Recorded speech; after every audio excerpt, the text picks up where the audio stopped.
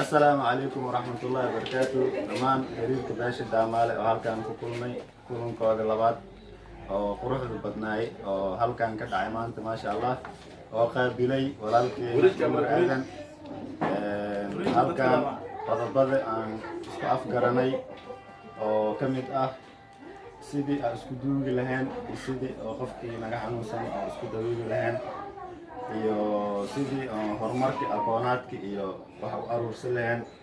intaba waa ku heshiinay waana isku afgaranay maasha Allah wixii faahfaahin ayna waxaanu dhammaystirayo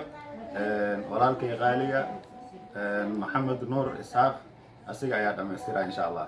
Bismillahir Rahmanir Rahim. Alhamdulillahi Rabbil Alamin. Reer dhamaan waa salaamantihiin. Waxaa aad u mahadsan oo meeshaan ugu martiqaaday oo maanta kulanka noo hirgeliyay walaalkeena Umarey dhammaan waxa ka soo qayb galay wixii agagaarka joogay waxaana laga hadlay 5 qodob oo ugu horeeyo akoonkii iyo wixii la xiriiray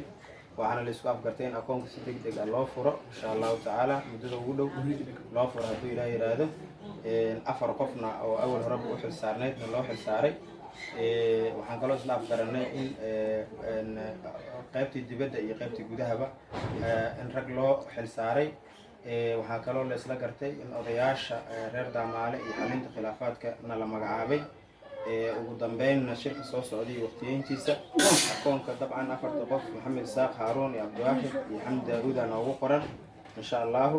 jambuulul xageeda wixii wada hadalaa waxaa noo qaabilsan Macal Cali iyo Macal Cabdullaahi guddiga xalinta khilaafaadka waxaa qaabilsan Macal Axmed iyo Sheekh Xasan ayaa noo qaabilsan insha Allah taala guddigiisa ay kalihiin guddiga marjaca waxaa noo ah Sheekh Mursal iyo Sheekh Abuukar xagga abaabulka waxaa noo qaabilsan iyo dibadda iyo gudahaba Sheekh Mursal iyo gudaha oo Abdiwaahid iyo Idaasho iyo Madaale ay isku jiraan waxaa aad loo lafaguray in akoonka muddadii uu xirnaan lahaa ama wax lagu sii lacag loo dhigi lahaa ugu dambeyn waxaa la isla afgartay in 6 bilood uu akoonka aan waxba laga saarin waxaa kaloo la isla gartay qodobo badan marka intaas aan kusoo koobaya qodobadu waa badnaayeen haddii ay beedmo shirarkana inay socon doonaan haddii ay beedmo insha Allah bacda Ramadaan in Daamaale uu dib usugu imaado insha Allah taala waxaan dib ugu soo wareejinayaa Abdiwaahid mar kale waxaa idin leeyahay dadka dibadda joogo inay dadaalka oo walaalahooda oo halkaan ka wadaan inay muujiyaan dadka oo joogana oo dalka ayagana sidoo kale inay dadaalaan oo sidaa gacmaha isku qabsan lahayn inay muujiyaan culimada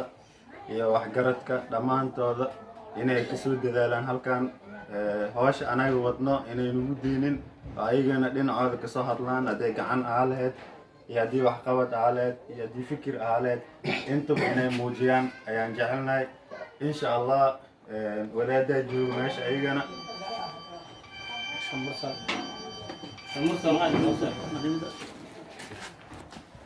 السلام عليكم ورحمة الله تعالى وبركاته. تكليف أنت توصل موا فديك غير دامالة. ونقول مي ولا كان Abdiwaahid. مريني. أمرأة لها وما هذا المكجرة. ما يقول أنت كديرني بعدين أو غير دامالة نقول بدل يدبد ميلون بعدين إني استأكل أيام ولا يدي مدنا نكيد مدنا يدمد يوم الدودان بعدين إنك حنوصلنا إني إسلام يبانو إسلام بعدين نسقر بقبضان يا أنت كلوني بعد هرير كل مودي بعد ترك الشال بهي دتوينا جهور دمدي أي هسكهري دتيار بعد أرور marka dadka qaar ma aragooyna inay qabiil kala sheegayaan dad jooban kasaan Daamaale ku dhardeen kasaan inay dhareeyeen inay dhirfooyin inay kalmo weyn ba insha kasaan marka dadkaas oo qaniidan ka baahnayn oo dadka duurka jira marka inay tarjoo meel ka sii ruugaan hadii iyo muuqaalku iyo aragaan hal hariiraan baad tarjoo ka dareemaan tarjoo midaya meel ka sii ruugaan fa xaliyaan ba hadii la idin bilati baadi meel ruugaan ee fadaanay inay oo garab qabana iyo tarjoo ugaadaan ayaan baahna baad tafarqo waqti la fuuq weey iyo ku baahan بس السلام عليكم ورحمة الله وبركاته. ما شاء الله. بسم الله الرحمن الرحيم. الحمد لله إلهي يا هذا السلام أرنا نقول مي gurigan sharafta lanii kulmi walaalkeen umareynay alla barakaayo khayr alla siiyo walay oo maartay martiqaada iyo sharaftii walaalsiniin suudi ilaahay bedel khayr hadili ilaahay waalidii aakhira jarna ilaahay naxariiso aan laga maarnay saantun haqaadni kan dhaaf ilaahay ka dhago qaraabo jecel yaa maartay nishaani meelan ilaahay markii khalqiga abuuri qaraabadii istaagtay ilaahay qaraabada ma yartay ilaahay oo aan ay ku tabti markaasa ilaahay ma baaray ka ganacaase laakiin ka gooy in gooy لكن كهريرين إني أنا هريري مركز ما برت إله هو أقول بارتي بس أقول لكن أنا هذا كجوي أنا نجوي لكن أنا كهريرين أنا هريري مركز قرابة جال يا ولا نمي ميلان نشاني نبغى عليه الصلاة والسلام ما يبليا نعوي دي رسولك إلهي ولا الكي إتبوي مركز أنا هريري وسون إجوي سوالة مركز أنا نبغى على سل من قطع لكن كجوي هريري مارنا ما أنا سومال ما رأس سهان كجودة رأس ما أساس نبغى هدية أساس خلاف لكن هريري كي جوين هريري ما إن شاء الله ساسان كبها إن شاء الله نشي عبد الله يقول إن شاء الله ما شاء الله سيد ولا كاين شيء واي كتما الشعر إن كوين معركة إن شاء الله فرقة أبسي معركة ولا تواجد واي معركة الرحم ما يكهري يلقى متعلق بالعرش عرش يخلال هذا من وصلني وصله الله ومن قطعني قطعه الله عليه marka insha Allah inta manis qoynay subhanahu wa ta'ala in ma artay wada saxadiina hagaajiyo marka insha Allah kullu walaaqay hada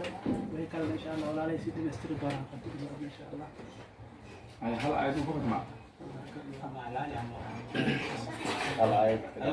أعوذ بالله من الشيطان الرجيم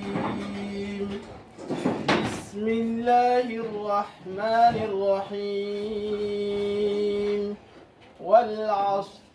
إن الإنسان لفي خسر إلا الذين آمنوا وعملوا الصالحات وتواصوا بالحق وتواصوا بالصبر صدق الله العظيم ما شاء الله hadalkii waa noo dhammaaday marka hala soo dadaalo insha allah waana sidaas ayay noogu dhammaatay kulan fiican oo ahaa dadkiina dibadda iyo kuwa oo dalka joogaba hala soo dadaalo marka sidaas kugu xirma leh wassalaamu calaykum waraxmatullahi wabarakaatu